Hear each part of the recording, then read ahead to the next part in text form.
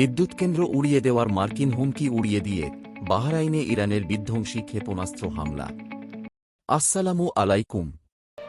আজ 15 জুলাই 2026। মধ্যপ্রাচ্যে মার্কিন দম্ভের কফিনে শেষ পেরেকটি ঠুকে দিয়ে ওয়াশিংটনের রক্তচক্ষুকে বুড়ো আঙুল দেখাল বীর ইরান। রয়টার্স এবং আল জাজিরার আজকের সরাসরি লাইভ রিপোর্টে উঠে এসেছে বিশ্ব কাঁপানো এক সামরিক সংঘাতের চিত্র। মার্কিন প্রেসিডেন্ট ডোনাল্ড ট্রাম্প হুমকি দিয়েছেন যে আগামী সপ্তাহের মধ্যে ইরান যদি আমেরিকার শর্ত মেনে আলোচনায় না বসে, তবে ইরানের সব বিদ্যুৎ কেন্দ্র এবং বড় বড় সেতু বোমা মেরে উড়িয়ে দেওয়া হবে। কিন্তু ট্রাম্পের এই মরণ কামড় ও যুদ্ধাপরাধের হুমকির মুখে তেহরান কি দমে গেছে? একদমই নয়।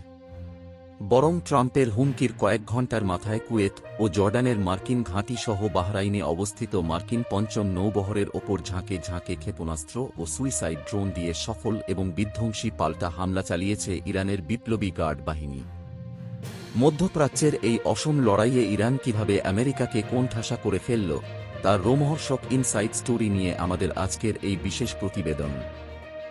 দর্শক, আজ বুধবার ফক্স নিউজকে দেওয়া এক বিশেষ সাক্ষাৎকারে ডোনাল্ড ট্রাম্প ঘোষণা করেছেন, আমরা ইরানকে আজ রাতে আঘাত করব, কাল রাতেও করব এবং আগামী সপ্তাহে হামলা এমন পর্যায়ে যাবে যা তারা কল্পনাও করতে পারবে না। আমরা তাদের সমস্ত বিদ্যুৎ কেন্দ্র এবং বড় সেতুগুলো গুঁড়িয়ে দেব। বিশ্লেষকরা বলছেন, বেসামরিক বিদ্যুৎ কেন্দ্র বা সেতুতে হামলা চালানো আন্তর্জাতিক আইনে স্পষ্ট যুদ্ধাপরাধ। কিন্তু ট্রাম্পের এই হুমকি আসলে আমেরিকার সামরিক হতাশার বহিঃপ্রকাশ। কারণ গত 4 দিন ধরে আমেরিকার উপর্যুপরি বিমান হামলার পরও হরমুজ প্রণালীর নিয়ন্ত্রণ তেহরানের হাত থেকে কেড়ে নিতে পারেনি ওয়াশিংটন। আর এই কারণে ট্রাম্পের প্রস্তাবিত 20% টোল আদায়ের হাস্যকর পরিকল্পনাও ভেস্তে গেছে।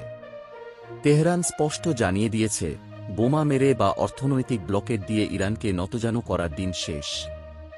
আজ ভোরে ইরানের ক্ষেপণাস্ত্র ও ড্রোন ইউনিট বাহরাইনের মার্কিন পঞ্চম নৌবহরের সদর দপ্তরে তীব্র আক্রমণ চালায়, যেখানে মার্কিন ক্ষেপণাস্ত্র প্রতিরক্ষা ব্যবস্থা পেট্রিয়ট সম্পূর্ণ ব্যর্থ হয়। একই সাথে জর্ডানের আজরাক বিমান ঘাঁটিতেও আঘাত হেনেছে ইরানি ড্রোন। ইরানের সংসদ সদস্য সালার বেলাতোমাদার স্পষ্ট ভাষায় বলেছেন, আমরা বছরের পর বছর ধরে অত্যাচার করা এক শয়তানের অহংকার ভেঙে দিতে চাই। এর জন্য যদি আমাদের দেশের কিছু অবকাঠামো ক্ষতিগ্রস্ত হয়, আমরা সেই মূল্য দিতে প্রস্তুত। তেহরানের রাজপথে ইতিমধ্যেই ট্রাম্পের কফিনের ওপর ট্রাম্পের ছবির এক বিশাল দেয়ালচিত্র বা দেয়াল পোস্টার টাঙিয়ে দেওয়া হয়েছে, যা পুরো মার্কিন এস্টাবলিশমেন্টকে মানসিকভাবে নাড়িয়ে দিয়েছে। অন্যদিকে আমেরিকার এই অবৈধ ব্লকেডের জবাবে ইরান এক নতুন ব্রহ্মাস্ত্র প্রয়োগের হুমকি দিয়েছে।